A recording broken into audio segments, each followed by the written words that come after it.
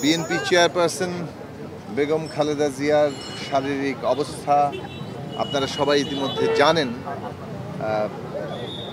আমি আজকে আমাদের দলের নেতৃবৃন্দ আমরা বিএনপি চেয়ারপারসন শারীরিক অবস্থার সর্বশেষ খোঁজখবর নিতে এসেছিলাম। তার যারা চিকিৎসক আছেন, বিশেষত বিএনপির স্থায়ী কমিটির সদস্য ডক্টর এজেডএম জাহিদ ভাই আছেন, সাথে ডক্টর শাহাবুদ্দিন সেখানে যার সার্বক্ষণিকভাবে তার চিকিৎসার তদারকি করছেন। তাদের বক্তব্য হচ্ছে যে তিনি তুলনামূলকভাবে স্টেবল আছেন। গত কয়েকদিন যেভাবে ছিলেন তার বিভিন্ন ধরনের চিকিৎসা চলছে, ইনক্লুডিং ডায়ালিসিস। এই মুহূর্তেই তার ডায়ালিসিস চলছিল। তো মোটামুটিভাবে তিনি সবাই ডাক্তাররা বলেছেন যে তারা তাদের সর্বোচ্চ চেষ্টা করছেন এবং তারা তাদের যতটুকু আশা তারা এখন ধরে রেখেছেন এবং সেই চিকিৎসাটা চালিয়ে যাচ্ছেন। সবাইকে দোয়া করার জন্য তারা বলেছেন, কেননা এটা তো সারা দেশবাসী আসলে উন্মুখ হয়ে আছেন। বেগম খালেদা জিয়া, যাকে বাংলাদেশের মানুষ দেশনেত্রী হিসেবে অভিহিত করেন, বিশেষত গত 15 বছরে যেভাবে তিনি নির্যাতন, কারাভোগ, এই সমস্ত কিছু মোকাবেলা করে ফ্যাসিবাদের বিরুদ্ধে লড়াইয়ে মানুষের আশা ভরসার কেন্দ্র হিসেবে ছিলেন।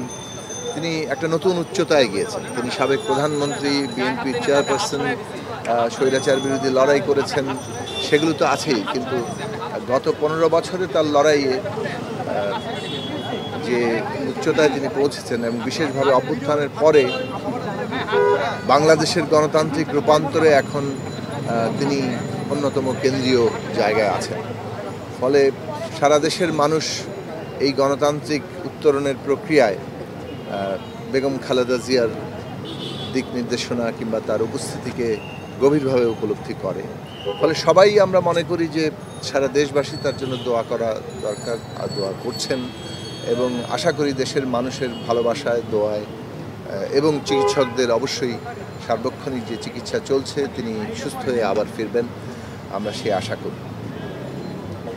ভাই বলছে রাতের পর থেকে অবস্থা আরো ক্রিটিক্যাল হয়ে গেছে, আপনি এই সম্পর্কে কোনো কিছু জানতে পারছেন? কিছুক্ষণ আগে বিএনপির ভাইস চেয়ারম্যান আহমেদ আজম খান তিনি আমাদেরকে বলেছেন আপনি কিছু শুনেছেন? আর সর্বশেষ ডক্টর শাহাবুদ্দিন বলেছেন যে তিনি গত একদিন যে স্টেবল আছেন, ক্রিটিক্যাল তো হচ্ছেই ক্রমাগত, তবে একটু আগে ডক্টর জাহিদ বলেছেন যে তিনি রেসপন্ড করছেন এবং তারা আশাবাদী এবং সবাই কাছে দোয়া চেয়েছেন। কিছুটা উন্নতি বলা যায়, মানে আসলে এটা ডাক্তাররাই বললে ভালো হয়। আমাদের ইয়েটা হয়েছে যে আমরা যে খোঁজটা নিয়েছি, তা আমি যেটা জিজ্ঞেস করেছি যে আপনারা কী অবস্থা দেখছেন, স্টেবল আছেন, তারা চিকিৎসা দিচ্ছেন এবং তারা তাদের আশাবাদ নিয়েই তারা চিকিৎসাটা দিচ্ছেন আর সবার কাছে দোয়া চেয়েছে।